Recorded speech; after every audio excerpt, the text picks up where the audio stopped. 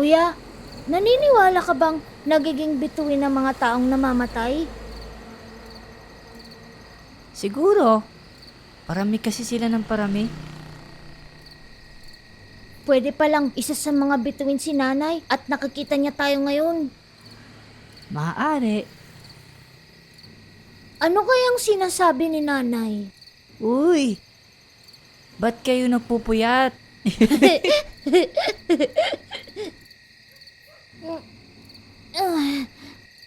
Kuya, nagugutom na ako.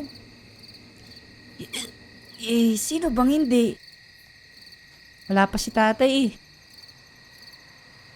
Sana nakadilensya si tatay sa saklaan. Sabihin mo, baka kung ano man yung nadilihensya niya, naubos niya na sa saklaan. Nung nabubuhay pa si nanay, hindi tayo nakakaranas ng gutom. Ngayon, swerte na kapag nakakain tayo ng 2 beses sa isang araw. Nadiskarte kasi si nanay. Kung hindi siya nakikipaglabada, naglalako siya ng mga kakanin. O kaya tumutulong sa mga tindera sa palengke. Kaya pag uwi, laging may dalang ulam. Sobra-sobra pa kamo. Kahit mga aso natin, laging busog. Ngayon, kahit aso, wala na tayo. Paano? Ibinenta na ni tatay sina Brownie at Spot. Lahat na lang ibinebenta ni tatay. Pinggan, electric fan, rice cooker. Kulang na nga lang tayong ibenta. Sa palagay mo, Kuya Tami, ibebenta tayo ni tatay? Hindi malayo. O kaya ipapamigay tayo sa mga kamag-anak natin.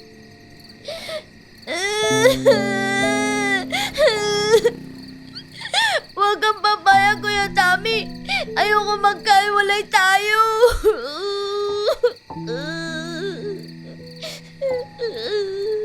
Huwag kang mag-alala, Enzo.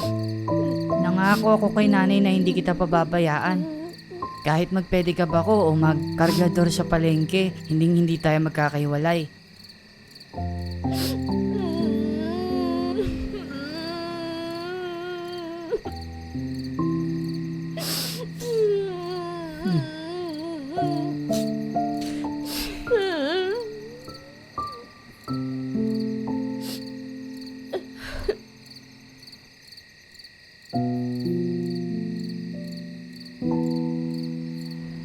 Paano kung ayaw ni tatay?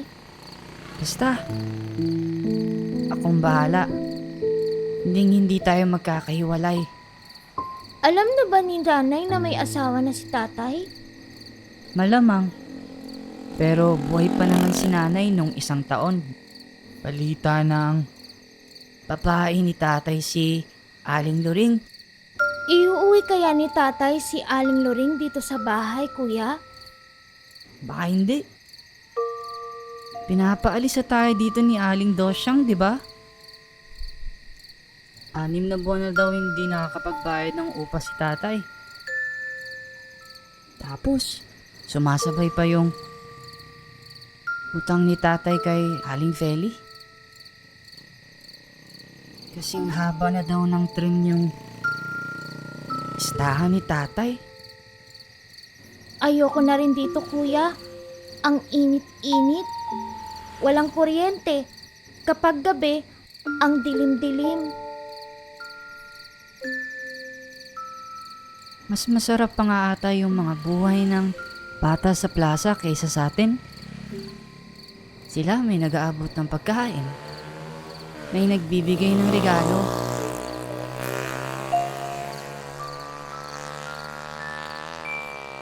Ang sakit na talaga ng tiyan ko, Kuya Tami. Kaninang umaga pa tayo hindi kumakain. Sige, dito ka lang ha. Gagawa ko ng paraan.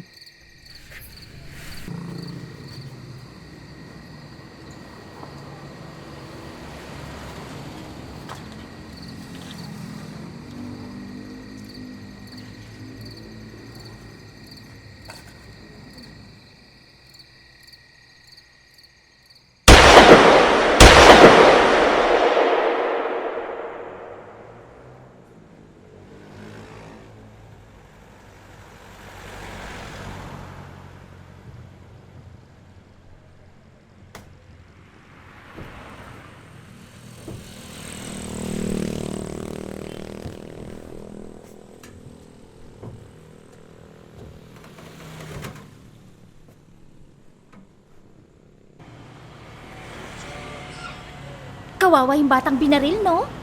Oo nga, para kumuha lang naman ng pagkain sa convenience store. Pinaril na agad ang gwardya. Napakawalang puso. Mas walang puso yung ama. Imbis na hanapan ng hustisya ang anak, nakipagkasundo pa sa halagang 5,000 piso? Ay nako, ang balita ko at mas masamang masama pa. At talaga namang binenta pa ang bangkay ng anak doon sa nagpapasakla. Napakasamang ama! Bata, gabi na, saan ka pupunta? Sa paglalakad, mag-ingat ka. Kung walang patutunguhang mahalaga, bata, tumito ka. Bata, hindi ka ligtas sa mundo. Sa kapahamakan, walang sasaklolo. Bata. Hindi lahat ay pinanganak na mapalad sa buhay.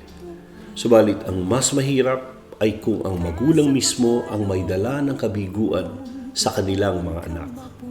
Mahalin natin ang ating mga anak sapagkat sila ay biyaya mula sa Poong May Kapal. Natunghaya natin ang isang kwento ng buhay. This could happen to your life, my life, other people's lives, our lives. If you appreciated this video, kindly like, share, and subscribe to our channel or page. This is Bro Rolly thanking all of you. I will see you again in our next video. Hindi lahat kinikilala ang iyong